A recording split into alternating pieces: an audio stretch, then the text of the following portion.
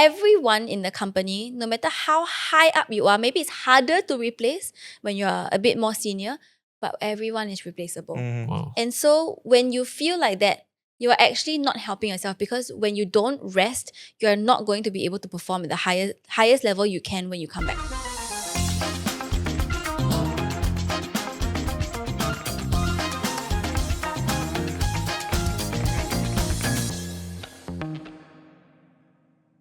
Welcome back to Ownself Pandai Pandai. Okay, before we start today's topic, right? If you have been watching and tuning into us, thank you very much. But one way you can show more support is by subscribing to us, liking our content, leaving any comments. So if you haven't done it, do it now. Go. And go, got bell, go. right? Hit the bell icon. Yes, go. So today we'll be talking about quarter life crisis. You know what quarter life crisis is not? I passed already. Oh, then got fix. Got I'm fix one meh? entering. I What is think. okay? Quarter life crisis. My definition is like the crisis, the mental crisis that you go through when you're like mid-20s. Okay, maybe 25 specifically is a bit too specific. So maybe mid-20s lah. I thought it's the What? crisis you go through every quarter. So first quarter, one crisis. Second quarter of the year, I go through another crisis. But then What got ah? midlife crisis also what? So that's the Oh. second quarter lah. That's That's the what second it quarter. means. Then Yeah. third quarter leh? Third quarter life Third crisis. quarter is Probably got also. Third quarter. The quarter Quarter. is before the end. Okay, what is quarter life crisis in your definition? I think it's when you enter a new season in life and you start realizing that things that used to be what you're familiar with and what you feel confident in is no longer something that you identify with and find sense of confidence with. Then you start Interesting. searching outwards and like, okay, exploring what is there, what is my self-worth in the grand scheme of things. Okay, since you mentioned you already experienced it lah, so maybe today will be more of you sharing your experience to us, because we are entering quarter life crisis, you know. You have already just passed it, you know, just like last year, you know. Wow, just pass yeah, ah. just recently. pass ah. So maybe you share with us what was your quarter life crisis like? I feel like my quarter life crisis, I wouldn't call it a crisis lah. It was more of a period in my life where I realized one day that, oh, why am I doing the thing that I'm doing? Like, what is, not so much like, what's the purpose to life? What is life's meaning? It's not that kind of so deep. But because you've been doing something for so long, especially at work, and one day I wake up and I go, is there more to the thing that I'm doing? Can I do more of my life? Am I content? And if I'm not, then what can I do to be content? Yeah, I think that was more of the thought process rather than it being a crisis. I think from what you have mentioned, it's like once you are born until that quarter life crisis, right? You kept running. Then when you stopped and take a breath, right? That is then the crisis part where you start evaluating your life as a whole. Would you say that? I wouldn't say it's a stop or anything. I think different people have different triggers. Some people, they got a breakup. They have a long-term partner, and then they break up and they go, oh wow, wait, actually my life has been revolving around this relationship. And so then they start to wonder what else is out there other than this relationship. So I feel like for me, the definition is always about whether it's career, whether it's relationship, whether it's, you know, you've been stagnant, whatever lah. It's more of always asking from what I've heard, people asking themselves the question of, what else is there for me outside of whatever I'm doing consistently in my life? So basically, yeah lah, that's my definition, at least what I think a quarter life crisis is. I don't use the word crisis though. I feel like quarter life Checkpoint. consideration checkpoint. Yeah. But this checkpoint, I feel like for me, right, it's like what you mentioned, like the first few, like up to like uni, like before pre-uni is where you are like, you already have your life sort of dictated. You're already supposed to go study, you're supposed to go college, go uni. Then even after you just graduate, like your first year, after you graduated, like you start working, then you're like, oh, freedom, I got money, I can do this, whatever I want to do this.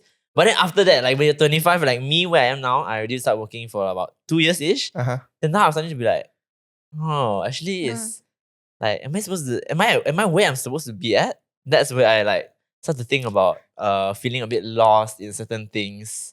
Like career direction, for example. I think that's something that I struggle with at this point of time. Like thinking about where's my career headed, for example. Yeah. So have you ever felt during this quarter life checkpoint of yours? Have you ever felt lost about certain things? Or what was something that you struggled with during that period? Well, I can absolutely relate with you. I think similar to what you mentioned, right? The ball has always been our life has been dictated from the start all the way until end. Not say dictated, but it has been planned out. Like go to kindergarten, after kindergarten, primary school, secondary school, then uni. After that you go work. But I think it becomes a crisis because we now have ownership of our decisions. And whatever decisions we make, right, well, then we need to live with the consequences. And I think that is a big realization, I think, once we start working specifically. And I think in the corporate world, if you're freelancing, for example, every action that you do will have its consequences, be it good, bad, or in between. Hey, but Joe, what is like the definition of quarter life crisis? Is there like a definition that people usually use when they refer to this? I think it's like I don't think there's a specific definition per se. Like when I Google it, there's a lot of different types of definition, but it is at that stage of life, like you all mentioned, around after you have graduated, you start working around 25, where you start to question your life choices, you rethink your decisions, like, am I doing the right thing? Am I choosing the right career? Am I in the right relationship? Do I actually really like this person? Am I with good friends? So I think that's where you start to question a lot of your life choices. That's where we have that crisis lah, I would say. So interesting. Yeah. Okay. Yeah, I think Sorry, I was just curious. All good. Yeah. What did you ask her just now? I didn't ask anything. What did you ask? Yeah. Oh, I did. Wait, Yeah, you did.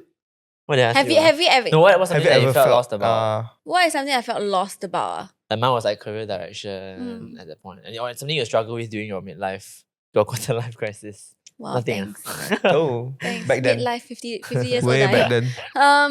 No, I have never. I have felt lost in that sense, but it wasn't so much like lost in I don't know what to do, but it's more of, hey, I feel like I have many passions that I want to pursue, and whether I should or should not pursue it. And I guess as if you've been following along, I did pursue it, and so that was my quarter life pivot lah. It wasn't so much I was lost and I was frustrated, I didn't know what to do, and everything was like complicated. It really wasn't. It was more like you mentioned just now, where you start to reconsider the things in your life. You start to reconsider like your career, you start to reconsider how much effort you're putting into certain things, whether you're living a good life, whether you're exercising enough, whether you're living healthy. Yeah, so that was that kind of period. I feel like even now, sometimes, I feel like right now, this 2 weeks, I'm having like that kind of moment as well. It's not a crisis, but now that I moved in a new apartment, I feel like everything is more settled. Like, you know, when a house is messy, for a woman, there's science behind this. When the science behind this, when your apartment is messy, a woman's brain feels very messy as well. That's why usually in marriage, right? If the house is messy, the guy usually is okay, but a girl is like, no, I must pick it up, and they're like, why are you so mangzang? But it affects their brain wiring. Anyway, so now that my place is neat and tidy and nice, I feel like I'm more encouraged and more energy to like cook lah, eat healthy, do better things in my day. Every day I vacuum now. Last time I vacuum like once a week, that kind. But now every day I wake up, I'm like, vacuum lah, I go and wash lah. I feel like that, and I'm starting to consider like, am I doing good things for my life right now? And I really want to do good things for my life and make good decisions, whether it's health, whether it's hygiene, whether it's everything lah. Learning, education. Am I putting the like good things into my brain rather than like brain rot, for example? Yeah. So it's that kind of thing where I feel like it's very similar. I feel like I'm going through the same thing as I was when I was younger, but not so extreme where I changed my job or like quit my job. But it's now in the everyday small things. Sorry, I kind of just went on a separate track. No but worries. it's very interesting. I see a lot of similarities between what we're talking about. Yeah. All good. I think you're just sharing your life and how you coped. Currently, it's not about identifying that quarter life crisis. I think it's you will go through the crisis in your next quarter of your life. That's why I try not to say it's a crisis. I feel like it's something where you really consider your life decisions. So it doesn't necessarily have to be like that what the pop culture portrays it to be where, wow, you shave your head lah, cut your hair lah, like girls always like, oh, new hair, new me, that kind of Bleach thing, hair right? after a Like breakup. the hair what absorbs all the energy or don't know what nonsense, and so I want to cut it off, that kind, right? I mean, you hear that, right? That's why when people break up, they go and cut their hair. Really? Because Yeah. they say the hair, Bad juju. no, hair holds memory apparently. Oh. I cut don't- my memory every I don't month. subscribe. Guys, that means guys don't have memory at all. I'm very forgetful. I don't actually. subscribe to makes that. Maybe sense. that's why men are forgetful. Forgetful, yeah, no, Yeah. but it holds memory. So when you notice that when girls go through breakups, they either cut their hair, they change their They hairstyle, go bob. they go bob, or like they go and dye their hair. Oh. Very interesting, right? Okay, change Yeah. the energy. Yeah, I don't know. Okay, if you do you, but like no, that's what I mean. Like it's not really a crisis, but it's how you consider you and your life and your decisions. Yeah, I wouldn't constitute it as a crisis, but maybe it's like, to me like, when this quarter life crisis thing, Yeah, to yeah. me it feels very like subtle. It's very quiet. It's not very dramatic like breakup, like what you mentioned, like I'm gonna shave my hair, I'm gonna but it's like you start to have doubts like, am I doing the right thing? Like, is this it? Is this what it means to be Yeah. like an adult? And then I realized that there's always that sense of a bit of underwhelming, like comparison with my friends, for example. Like actually when I catch up with my friends from, let's say they come back from overseas, like, how's life? Then I'll be like, I mean, okay lah, like work is good, like friends are good. Then I start to feel like, why my life is so boring? What is it I'm like not doing enough? Then you start to spiral. So how do you cope with that? Because I feel like that's very, for me, It's very real. For me, it's very real. It's very real. And I feel like, is it like my life is the problem? Am I comparing myself with my friends, or what's the issue here? I think what you have mentioned is when you compare yourself with friends that went overseas to study and work. Or like concurrent. maybe not even overseas, Yeah. like friends now, like okay. comparing maybe with age, Mm. people around the same stage of life, because we're all in our quarter life at this point. I believe that a lot of our choices before this, like in uni and in your first career, it sort of propels you to where you are today. And I believe that everybody's on their own track. Like, yes, somebody might be able to retire by the age of 30 because they jumped 5 jobs by the age of 30, but that doesn't mean that is your life path. I think everybody has their own lane. And I think comparison is very easy to make. But I think similar to when we were talking to Cikgu Rich, that one episode, right? A previous episode, we like to compare upwards of things that we don't have, but we don't look at what we already have. I mean, having a stable career, I'm pretty sure not a majority of the population have a stable career. I think that's something that we have to also remind ourselves, that having a stable career, being a part of a good company, a stable company, or having a very consistent cash flow, I think that's something that we take for granted as well once we start working. Because I think I went through a point in life where I freelanced for a bit. Wow, inconsistent cash flow is scary. Like one month you can be paid like a lot more than your average, but another month you can earn like Nothing. barely enough. Yeah. For me, I feel like it's a shift in perspective though. So for sure that's one perspective. I think for me, and this is a very personal experience, so I know that it's not definitely applicable to every single one. So please take it with a pinch of salt. But what I've learned in my however many years since that this entire quarter life decision crisis thing is that your life and your identity should not revolve around career. And it's very, very normal for you for a person to graduate and then come out and say, you know what, this is my time to hustle and do my, climb the ladder and everything, which is good. Work hard. I think that's really, really important. Like working hard is so important. But I always see the people like my interns who come in, they come in, or even graduates, they come in and they live their life in the office. They are literally coming in 8 a.m. because I'm so busy, and they leave at like 9 p.m. because I'm so busy. Really? That's 13 hours in the office. In agency. Because it's the idea of like, I want to impress my managers, my directors. And sometimes, depending on the company, it also can be a very toxic culture. Yeah.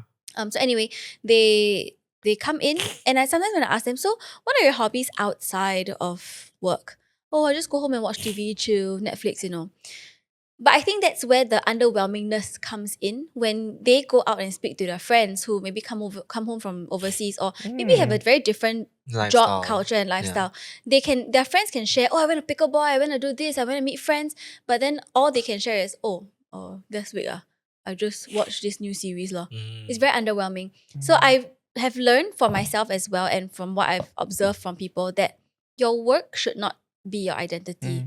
You should work hard, but you should always hold true to what you love to do, your passions, and not forget to balance it out. Your Ikigai. Yeah, your Ikigai, yeah, exactly. What's Ikigai?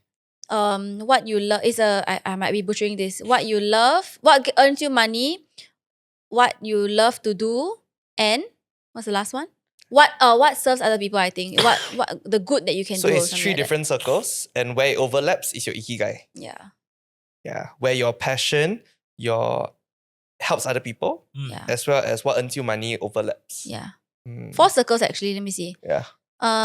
Check. What the world needs, what you can be paid for, what you are good at, and what you love. If all 4 combines, it's your Ikigai. But I think the Ikigai thing is very optimistic. Yeah. It's so hard to find something that overlaps all 4. Correct. So that's why I feel like the bare minimum is to find and keep and hold true to yourself what you love to do. Because otherwise unless work is what you love to do, then I really highly suggest you go and find something else that you can do outside of work so that you are able to build a more wholesome life rather than just like work is my all. I feel and that's what I've learned And again, it might be a very something that I'm very blessed to be able to do, but at the same time, I really strongly believe. So last time when I used to mentor like juniors who come into the company, I will always tell them, it's great that you're working hard. I see you, I appreciate you, but I want you to go home and do something that you love outside of just like Netflix. If maybe movies, you're a movie buff, okay, sure, then you can talk about that. But don't just go home because, I got no time, so I just watch that one episode. Then that's not what you love. It's finding that thing that you're able to say that outside of work, this is something that gives me a bit more value in your What life. brings you joy? Yeah, whether it's outside a of work. book, whether it's you want to go and visit this one cafe, whatever it is. That's what I observed. And so exactly what you just mentioned just now, right? A long time ago after talking so much. You mentioned like whenever you have to talk to friends, you always like, hey, my life's so underwhelming. It's probably because of that. You don't have something outside of work that you're able to share excitedly about. Yeah, okay. But I think just now you mentioned something about hustling. I think there's a lot of comments and a lot of more older people, senior people within the industry or within the workspace, right? Always tell the younger ones to just hustle in your 20s. But what's your thoughts about balancing that hustle with work-life balance? Because I think when it comes to, I don't speak on behalf of a lot of Gen Zs, but for personally, I really appreciate work-life balance. Like to be able to clock out by 6 and say that, yes, sometimes there's work that I need to do outside office hours, but I do prioritize my life above those work. Yeah, I agree. Yeah. I 100% agree. However, I think where it gets toxic or where it gets unhealthy is when people start to say, I don't want to work hard. I want to do the bare minimum because I want my life I want to have work-life balance. You don't have a good understanding of what it means to work hard during that 9 to 7, 9 to 6 working hours. And then outside you say, I also work hard at my life. That is healthy. But I hear a lot of people saying, becoming very complacent, very whiny, very, very strawberry, like little bit only like, I cannot. This is not the kind of culture I want to be in. Like they don't persevere in the difficulty at work. And that's where I feel like the older folk would see that and go, you guys are not hardworking enough. You're not hustling enough. You're not like the older generation, which is also very unfair for them to say. But I think the younger, or at least even my generation and younger, right? We need to understand that work is work lah. Work is really work. Sometimes you just need to suck it up and do the job. And sometimes if it's a not so fun part of the job, it's still part of the job. Coming in on time, like looking at your boss and saying, okay, I don't agree with you and how you want me to approach this, but you know what? I'm just gonna respect what you say and just do it lah. You know, Yeah. I think that is you I think our generation, we have been told so much that you are strong, you are independent, you are amazing, you are smart, you are you are this. And when we go into the workforce, we look at the older generation and we assume that they no longer have anything to pass down to us. On the contrary, you have beginner mindset, which is great. We all have that. The younger ones, you're very strong in that. But you also have the expert mindset, the people who have been through it. Like companies are built on these structures. And for you to tell them, I am more modern, I'm more open-minded, I'm more woke, I have better ideas than you. Sure. But you forget that they also have what? Experience. Like they have things to pass down too. And I think that's That balance that we I feel described. very strongly about this because I see it so often. And sometimes my friends just don't understand what I mean. And I'm like, you can't just complain and assume that you're smarter than the CEO of the company. Yeah. Then you take over lah. You know? Yeah, I work as- it's crazy. You know, when I work at SHR, I can confirm that whatever you say is true. Like, Gen Zs like to, when you mention like OT, they be like, oh, this job not for me. I need my work-life balance. But then like we always tell them it's like, when you need to lah. Yeah, it depends on your efficiency. If you're able to finish your work, Yeah. you can go lah. But if not, then you need to suck it up and It's your finish your work. responsibility. Yeah, but then not a lot of people can understand that. But I believe it's not a lot of people. I think it's just some of the generation. Yeah. But I think for sure. the whole generation doesn't speak on behalf. Yeah, yeah. For sure. We don't speak on behalf of whole generation as well. But I think, where do you draw the line between, oh, this is really crossing my boundaries between work and life? Responsibility. Mm. Really. Like if you're talking about work, is it? Yeah, correct. Like, because I think you mentioned that how like some like, I think you mentioned that we need to OT and some of them are not okay with that. I know that sometimes you need to OT for the sake of getting the work done. But where do you then draw the line between, okay, this is getting a bit too out of hand, or where do you think it's acceptable to say that, it's a little bit too much for me? I think it's your own, like what you said, like have you completed what you're supposed to do? Like your own responsibility, what's been delegated to you. If you have done it, then I think, like you mentioned, you can go back lah. But if you are OTing because you're inefficient or you procrastinate or you do the bare minimum during your assigned working hour, then that's too much lah. Yeah. So I think the line would probably be if they give you crazy amount of work that's really, they just plan to like, they're just abusing you, just overloading you with work, then Agree. that is where you have to draw the line. For me, it's responsibility, ownership, and sengmokness. Like if your job, so Nick was in a Same-oness is awareness lah. Awareness Yeah, lah. yeah. So Nick was in a job, and they gave him like unreal deadlines.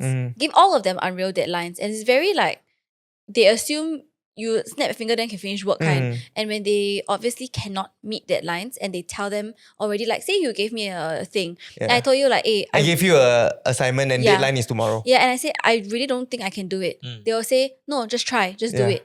Tomorrow comes and then you challenge me, you scold me, and Yeah, like, why you never didn't do? And I'll be crazy. like, but because I told you I can't already. Yeah. And then they'll turn it back on you and say, but why never OT?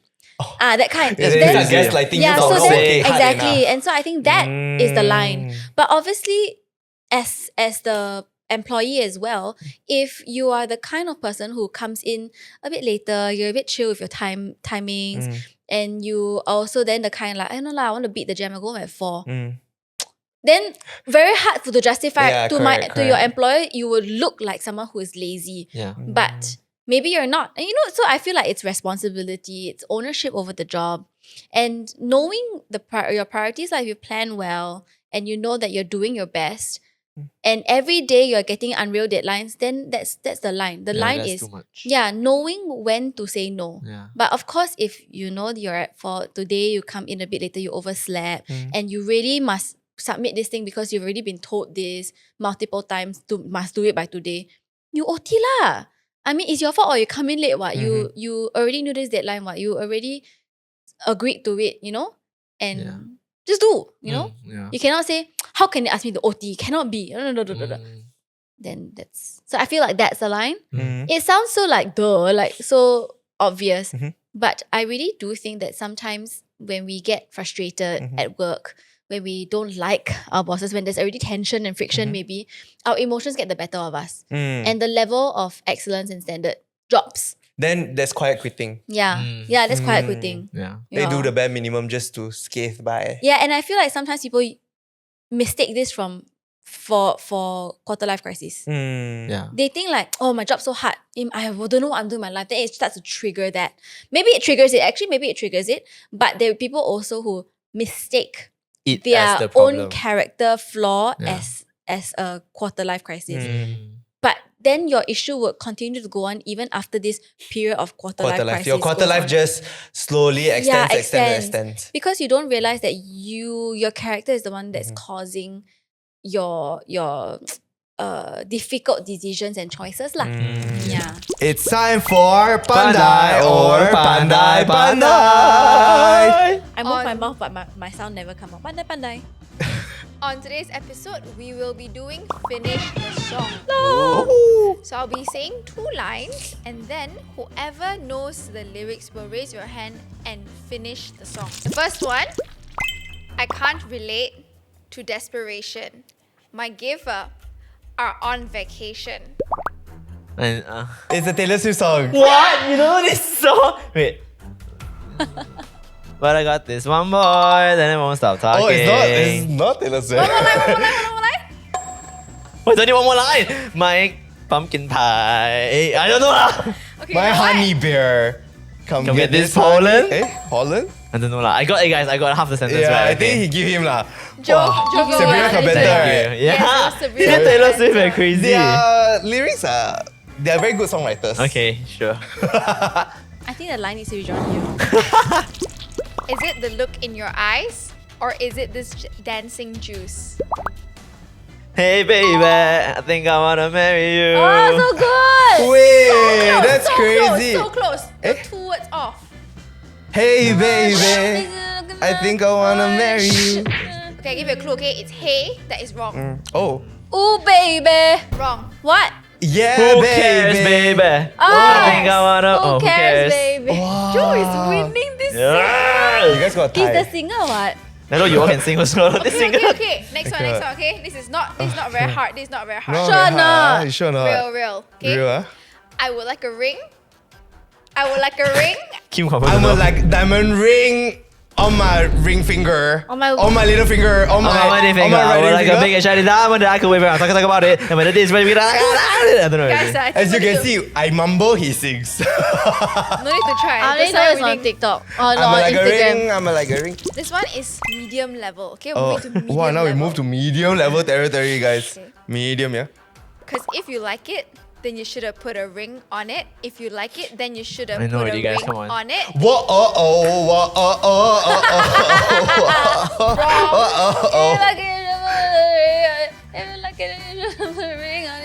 Don't Don't be you- mad. I still don't know actually. It's Beyonce lah. I know. Single ladies. All my single ladies. All my single ladies. No, it's the don't be one, but I still don't know Yeah. the lyrics. Don't be mad once you see that he won it. If you like it, then you should have put a ring. Don't Okay be lah, I think mad. Kim got it lah. Oh, I think She got don't can be give mad her lah. point lah. Give I her cannot point get lah. point I lah. think you can give her I point. cannot get point. It's so crazy. Lately, you just understand my feelings. What? There's no rhyme in there. Who is I writing just this? say whoever wrote that I did not Next rhyme. sentence, next sentence. Yeah. But can you repeat that? Yeah. It's so crazy. Lately, you just understand my feelings. Just understand my feelings. That's not. It's not even like a No matching singing, beat leh.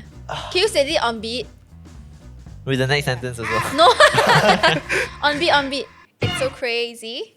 Lately, you just understand my feelings. What? Make me see I'm capable and fun. Nah, man. No. Okay, look. Okay, that's your song. Very pop song eh. Pop this song one. eh. Pop you- song eh. I don't know. Is it trending on TikTok? Yes. Oh, I don't know. how can you not know this? Maybe if she sing it, then I'll know lor. But I don't know leh. Really? I think Pass. Pass. What is this song? Is this? To me like it's an art. It's so crazy. No. Lately. yes. What song is that? I'm familiar but don't know the song. I heard it lately. I'm like, Lately. yeah. It's Dive by Olivia too. Oh. Yeah, no. Yeah, her lyrics don't rhyme one. Sorry, Olivia Dean, Miss Olivia Dean. Who is that girl I see staring straight back at me? Must be Who right one. is that girl I see staring straight back at me? Why is my reflection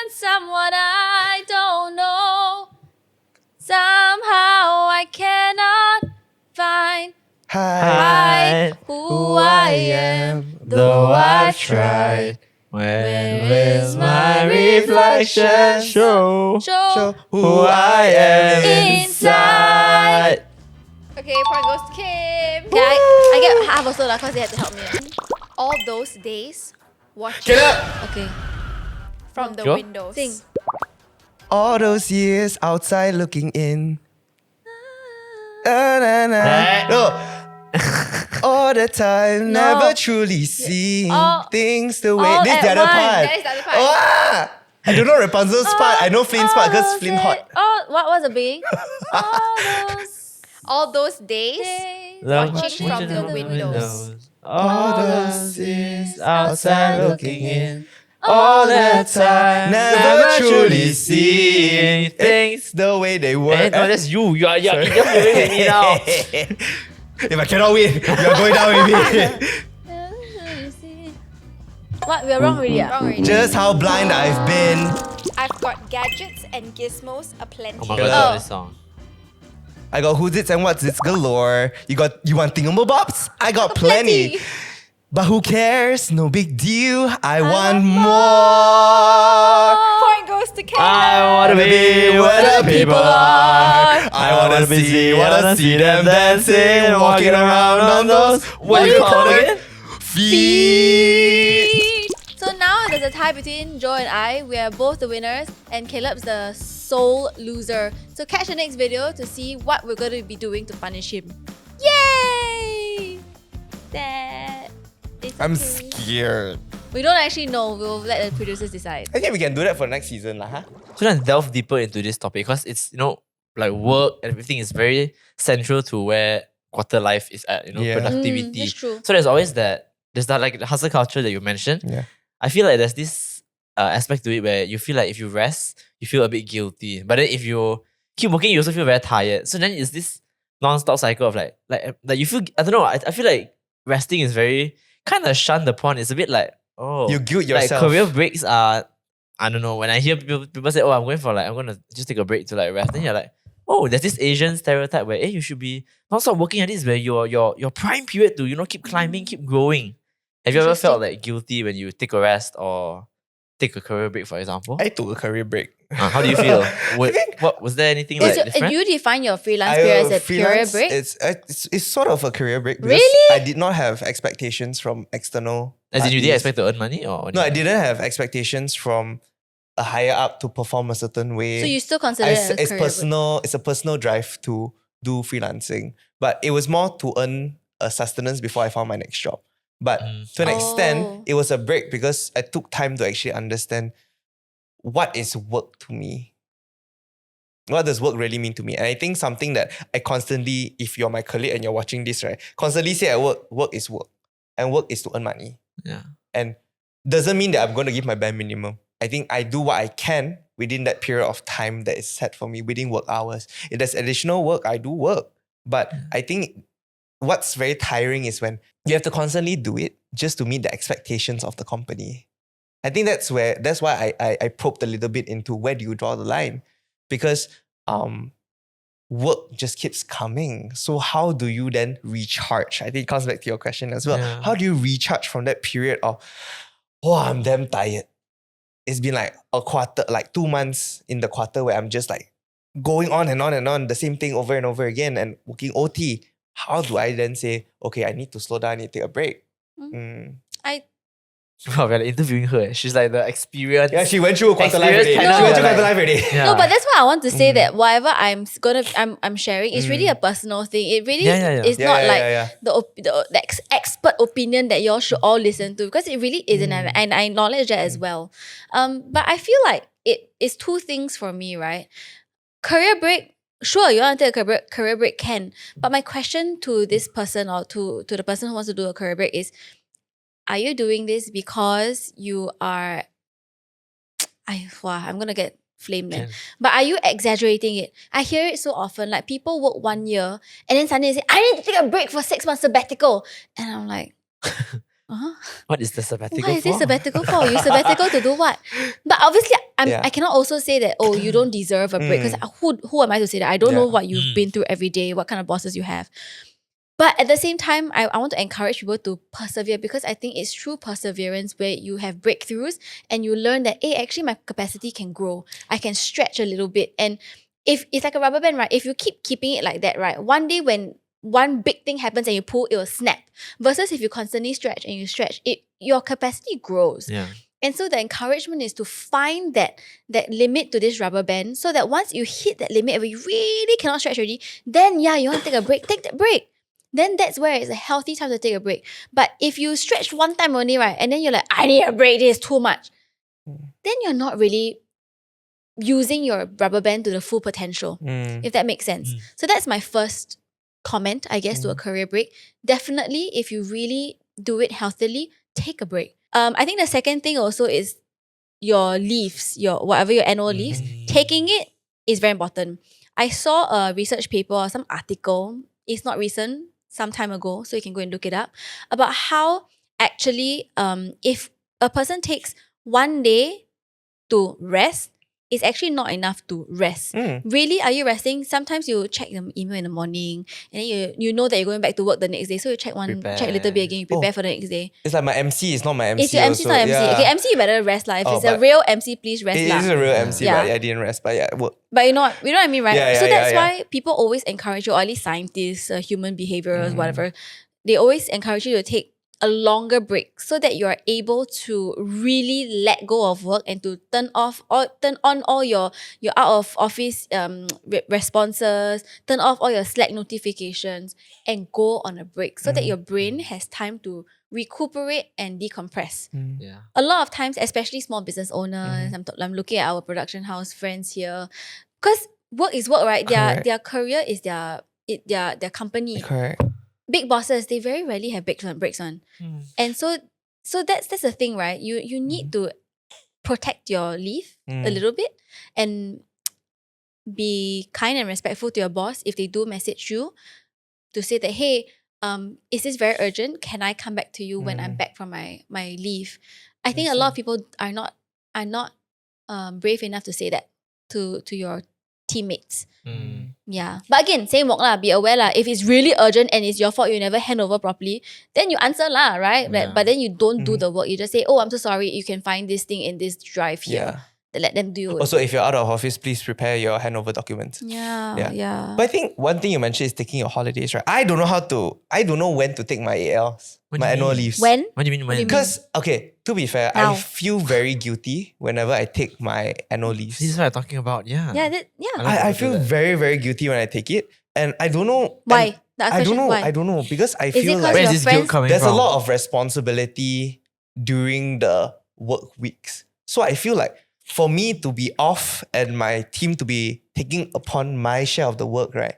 Oh, it feels very, I don't know, selfish. Okay, you need to understand that they will also take leave, and you also need to bear their responsibility. Understand. So it is once you're helping each other, you're relieving each Yeah. other of your stress for that period of time. So And also, accept it lah. Yeah. I'm not trying to put you in your place. Yeah. And I'm saying this with the most kindness as I know. possible. I know what okay? you're going to try to say. What? You're not here to save people. No, it's not Okay. that. It's that you're not irreplaceable. Understand? Everyone in the company, no matter how high up you are, maybe it's harder to replace when you're a bit more senior, but everyone is replaceable. Wow. And so when you feel like that, you are actually not helping yourself, because when you don't rest, you're not going to be able to perform at the highest level you can when you come back. You know what I mean? So this whole like guilty mindset and everything, it actually is not beneficial in the long run. It makes you a very nice person, a very good person, but it's not helpful. So maybe if you shifted that perspective a little bit, that might actually help you to like, you know It's what, guys? a long game, not a short game. Understand? Yeah. Yeah. Yeah, for me, my colleague also, she has experiences a lot of stress at work. She's put under a lot of stress by her team, her managers. But then whenever she take leave, she come back and she's like, okay guys, You're I'm ready ready. to work. But Yeah. after that, like 1 Very hour fast. later, It's like, why am I back here? Why am I back here? yeah, but I think the point of our conversation is you have to know how to utilize your breaks and don't take it as a bad thing. Like, don't take resting as like, Yeah. oh, I shouldn't lie. I need to grind, I need to work hard. Some people will think I'm lazy. They think I'm lazy for using my leave. But I think ultimately rest is very important. Yeah. And I do think there's a fine line between, being tired And Experiencing a quarter life crisis. yeah. Yeah. But what do you think, like, on the same thread, right? Do you think that there is a negative perception of people who say, wow, I'm going through a quarter life crisis now? And then do you think the people who hear that they go like, what a strange person? For sure, I think a lot of people don't even know what it means. They're like, Yeah? this guys are being dramatic. Why you got quarter life crisis? I think Is it common? there Do you think it's common? I don't think people come out and say I have quarter life crisis. I think just people see you go through it. Like the people Interesting. surrounding you see you go through. It's like similar to a half-life crisis. A midlife A midlife crisis. Oh Sorry. goodness, Half-life. it sounds so bad Sorry, leh. it's like a midlife crisis. Like you don't know it, but your behavior and action somehow shows externally. Do you to the think people that around there you. is a positive view, as in like, so you said people can observe that this person is going through something, right? Do you think it's always a negative view, as in I see something bad happening to, or this person going through something difficult, and that's why I think it's a quarter life crisis? Or do you think like if this person suddenly changes for the better, it's also considered a quarter life crisis / midlife crisis? You know what I mean? Understand? Does it always have to be them going through something bad? I don't think it's always bad. I think if you are transitioning, I think in every transition you go through a moment of reflection and understanding where are you heading, trying to understand and fathom where are you going, what season are you entering. Yeah. I think for why quarter life crisis becomes our topic is because quarter life crisis is when our life just begins. Oh, It's the start of adulthood. start of a Adulthood. part of your life. Yeah, a is major a part of major your life part of the until life you lah. retire. Yeah. I think there are days where I jokingly say to my colleagues, it's like, oh, is this what I'm going to do until I retire? But I think that's the unfortunate truth, is that unfortunately, fortunately or unfortunately, we will be working until the day we retire. And that's Yeah. how we contribute to our country's economy, contribute to society as a whole. But I think it comes back to Ikigai as well, right? Outside of work, there's more things to life. And trying to strike that balance between I want to do something that I love and something I'm passionate about. I wonder, right? And this is really a question that I was thinking about when we were preparing for this. I really wonder if someone can avoid a quarter life crisis in a way, because like if we say that this person listens to our podcast, okay, you haven't experienced quarter life crisis yet. You listen to our podcast and you go, I want to make my life better. I'm gonna focus on work, but I'm also gonna find my Ikigai. And like, you know, they go through that refining process with themselves. Do you think they'll go through a quarter life crisis? I think still will.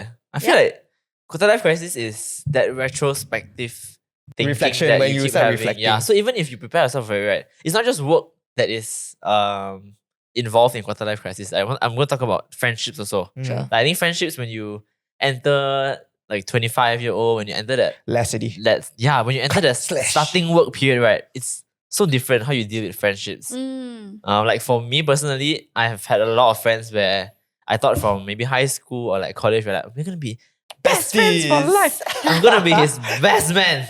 Then suddenly, right, gone. Like fizzled out so much. Yeah.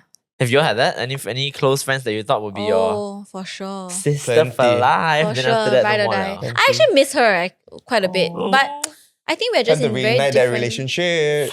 Yeah, I mean, yeah, maybe. Time to revisit. Now that I think about it, like maybe but I think we also ended things off in a very awkward place. So then So was it caused it's- by like your quarter life period, or what was the I think so. I think both of us, we were same age, so we were going through stuff on our own in different aspects of our life, right? And as you guys know, I'm a very strong-willed, very opinionated person. Very disciplined. Very then not very, but I was just very Opinionated. opinionated. So I'm very Yeah. strong, and I haven't learned how to deliver my opinions in a good way yet. And I acknowledge that about myself. I remember that period of my life was not the best version of me. And so I disagreed with a lot of the things that she was doing. Again, because I was going through my own journey. And so I was trying to change certain aspects of my life. And that wasn't in line with our friendship. And so I was being very like aggressive, I guess, with my opinions. And at that point, I also was very stuck up, very stubborn. She got hurt, of course. As in because I was so aggressive. But I was like, I don't want to say sorry because I'm correct. What I'm right. And then we never really resolved it. Time just went by, and then it kind of got swept under the rug, which is why communication is so important. But it got swept under the rug, and we still met, but it always was weird. There was an underlying there was current. always this thing of like, something's different. And we were besties. Okay, we sleepovers. I spent time with her family a lot. Chinese New Year, Christmas, always with her extended family. Her extended family became my almost family as well. It's that kind of friendship. And I guess as time went by, she found her own kind of group of friends. I found my own group of friends as well. And that gap widened. And we never found space to talk about it and to resolve it, you know? So a bit of regret there, which I should. The rug's still there. The rug's still there. I should sweep and clean up the rug soon lah. I will do that. I won't do it here. But thanks for sharing that though. Oh no, I mean, I think it's very important to know that we are not perfect either. Yeah. We're on this panel discussion, whatever. But we all when we dish out all this like smart expert tips type of things, No, we're opinions. Not expert. No, but No really experts. we have our own Demons. things. No. Not I One of demons. rebuke our that. own ways we do Demons. things lah. Yeah, I think. we have our own things also lah Yeah. to figure out still, you know, Yeah. pandai pandai, right? Work To work on lah. Yeah. Have you ever drifted apart from like a friend, or maybe not like conflict, but you just outgrow each other, or outgrow the friendship, for example? I think there's my people that I call my ride or dies are people that I think I mentioned in a previous episode. I would fly to another continent just for your Yeah. wedding. I think yes, we don't meet up very consistently. Uh-huh. Yes, we don't really spend time a lot now because everybody has their own lives. But in general, I do value them. I still value them to this day. I think these are people that I met during my uni days, met in my early career, which is like last year. I think they are people that I know on a character front that they would do the same. And I have this one friend in Singapore. She went to Singapore to work, and recently she's going through a lot of things in life, and like part of me just wants to be there to help. But I know that I need to settle my stuff here. I cannot throw everything down just to go there for her. Yeah. But I know that, and I trust that. I think part of relationship and part of friendship is also trusting the other person that they know how to jaga themselves and take care of themselves. Yeah. So I think, and also she has a few friends there also to help her lah. So I'm grateful for that. But I think coming back to what you said, right? There are times where I feel like we are drifting apart, but I think I hold on to that hope that even if we drift apart, we are just going through our separate lives. But eventually it will come back. We come back, we choose to come back, and it's Like- very intentional. And to like meet like up nothing again. ever changed. Yeah, and we Which still is nice, scold each yeah. other, we still be stupid, we still swear at each other. Yeah, sorry, I swear. But yeah. Yeah, I can ask this because for me lah, like when I was going through uni, I had this friend that I met through Frisbee. So then we got very, very close. Like we were quite good friends lah. And then after I graduated, he was still studying lah. So then we had that gap where I started working already. Then we don't meet up. We don't have the opportunity to meet up if we didn't plan anything. Yep. Like if in uni we can just we're Frisbee together, we will meet, or we study in the library, we will meet. But then once I left to start working, then that's where we didn't have that opportunity to meet as much.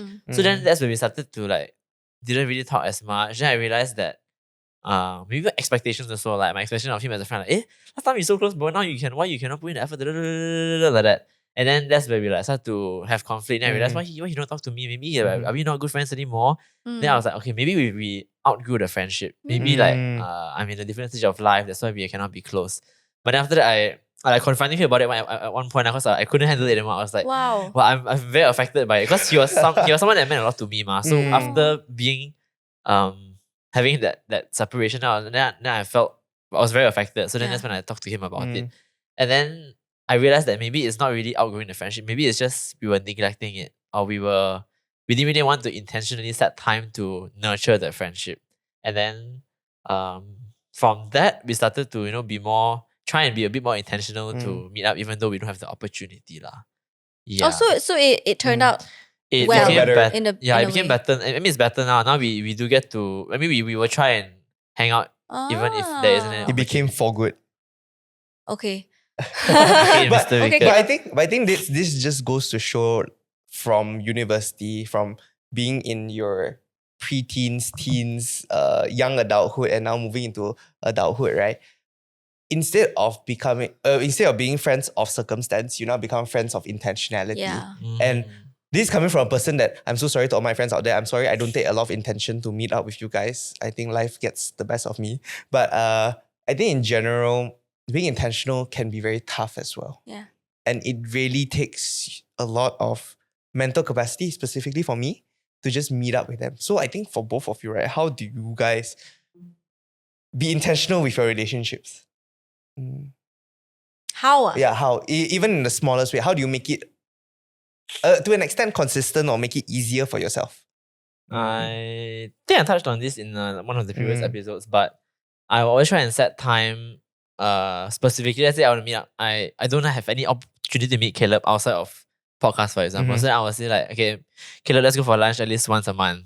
Then we will try and allocate time so that even if you're not feeling like it, because if you don't intentionally set time, it's gonna be like whenever you feel like it, you ask. But then when you feel like it, maybe I'm busy. Then you're like, okay lah, then Correct. it's fine lah, next time. Then you Next time never happened. Yeah, then next time then you start to have bad feelings. You're like, hey, this guy purposely he's avoiding me. Oh, that's sensitive, bro. But yeah. It's a spiral, but man. it's It true does lah. happen. Yeah. I don't know. For myself, I have come to acknowledge that time is just very limited. It's not even time is precious. It is precious, but the fact of the matter is it's just limited. Like there's so many hours in the day that I have for work, for boyfriend, for my hobbies, for serving, for I don't know, for friends. I mean, of course, friends will be then one of them. For family, literally got 6 things already on the list. What else? For fitness, for crazy, solo self-care, 8, decompression. that means it's so that's 8 already. 3 hours a day specifically, and it's 24 hours you're all sleeping. Without sleeping, that's 4. I mean that I love That's a sleeping. big 8 one, hours already. Sleeping is so important. That's a big one. Yeah. Yeah, it's a big one. So I think I have just accepted that I have just limited time, and I then need to prioritize what's more important to me, lor. Maybe I shift priorities. I don't like specifically write it down, but subconsciously I know that there's a group of friends that I really want to cultivate and grow, especially now that I'm in a foreign country. Then those people will be on my mind, and when I do have that pocket of time where I feel like actually this was meant for me to like chill, but hey, I'm just gonna maybe put in some effort to message this person and just ask them how they're doing. So it's not necessarily meeting up face to face, which is more ideal, of course, but not everyone is able to. So just being able to catch up on text is something that I try to do with these friends of mine lah. So specifically friends. Like sometimes my mom, I'll just call her, I'll FaceTime her, that kind of thing. Like, hello mom, just a good 15 minutes. Just so that she knows that I'm thinking of her also helps. Yeah. So that's why I use digital a lot. Yeah. I understand. Okay. Yeah. Thanks, Caleb, for understanding. I say understand a lot. Yes. But I try to understand. Oh yes. Yeah. Thanks for being understanding. Yeah. So what's something you've learned about yourself during your midlife crisis period? Still going through it, bro. Yeah, what's something you are So what is something that you're something learning- that you've picked learning? up lah. Priorities. I think whatever you Elaborate. mentioned earlier, like trying to fit like 8 different things within a day is so hard. And So how do you do it? learning how to prioritize what I'm trying now. What I'm trying now Okay. is set specific days. For example, Sunday is time with my parents and time with my church friends. I think, but alongside that, I do try to spend time on weekdays to catch up with people. But I think that also comes with a lot of, I'm meeting up with this person, but what if the other person see this, then they feel like they're left out. I think there's a lot of internal conflict that I face whenever I'm trying to reach out to meet with somebody. But I think that goes to show that sometimes it's not that deep lah. Sometimes it's really not that deep. You just can just meet up and just maybe, I think a quick text works. Because for me, what is stopping me from giving them a call is that it will feel very transactional. Because I've had times where I think I like to pebble. I like to give small little gifts to people, right? Even in office. And sometimes they ask me, oh, so what do you want from me? Oh, but that hits me very hard. Like like. But if you do it Like often train. enough with no expectation, Correct. You understand. they Yeah. would start to go But- like, oh, it's just Caleb being Caleb. But it was huh? just a point in like it hit me it caught me by surprise because is this what the the working world is, where everything is transactional. Yeah. That's a whole other topic. Man. Yeah, it's a whole other other topic topic. But altogether. I think that's just something that I'm still trying to learn how to prioritize things and still also have time for the people that I care about. And so that they don't feel like I'm like too busy or better than them to meet them. I never think that this has happened to me. Really, I don't like, I cannot tahan when people say that. Yeah. Even as a joke, I don't like it. Say what? Sorry, what? Like, say like, oh, you think you so busy, you become like content creator, you no time for us kind. Wow, I hate that. Never say that to me. I'll slap you. You say that to Never, me. guys. Yeah. Never, don't Sorry, do it. that came from a very deep Yeah. place. Wow. Yeah. You came what's something you learned from your midlife midlife? What are you saying midlife? Why she's Quarter- not at all? Quarter life checkpoint. They want me to die at 62. I think one big thing I've learned is to not take things so seriously. Oh, Um, that's interesting. of course, it's very important to want your life to turn out for the best. But I think it's very important to know that you can never plan everything to a T. And when things don't go the way you've planned it to go, it's really okay. Like, don't beat yourself up about it. Like, oh, now my life is and my world is falling apart. There's a lot more to life than, just that one thing. Like the friends thing, like you were saying just now, if you cannot meet, like, usually a group of maybe 5, for example, and only 3 people can make it. The other 2, you don't want them to feel left out. It's really not so serious. Just go and meet with the other 2 friends that you have. Don't neglect the other 2 or neglect the friendship just because 2 people cannot make it. You know what I mean? It's not that serious. And if I feel like if everyone doesn't take it so seriously, the other 2 people also won't feel hurt, because they're not taking it seriously. They're like, oh yeah, you're friends. We're all friends. Well, go lah. We're not free. You go lah. So I think don't take it so seriously. Have a lot of forgiveness and grace to yourself, because you cannot get it all together at once during this, I don't know, 3 months, 6 months of quarter life crisis. You think after this quarter life crisis you're not going to have any issues? You're not going to consider whether you're doing good things for your life, making good decisions? No, it's still going to happen. So it's not like a checkpoint that you pass this checkpoint in the race, then you go into pastures already. It's going to be still a windy road that you need guidance on. So I think chill quarter a life bit crisis is the whole quarter lah. yeah, chill a bit lah. Yeah, I think mine would be to know your own journey. Like you said, your road it doesn't stop there. It continues on. So know what journey you are on. You don't have to feel pressured by other people. Don't question yourself just because someone else's road looks a bit different. Maybe their one is highway, yours is on the floor, on the road. Okay, but you cannot compare. Highway float. Yeah, maybe you might you're gonna end up at the same place anyway. So That's true, don't yes. compare so much and Yes.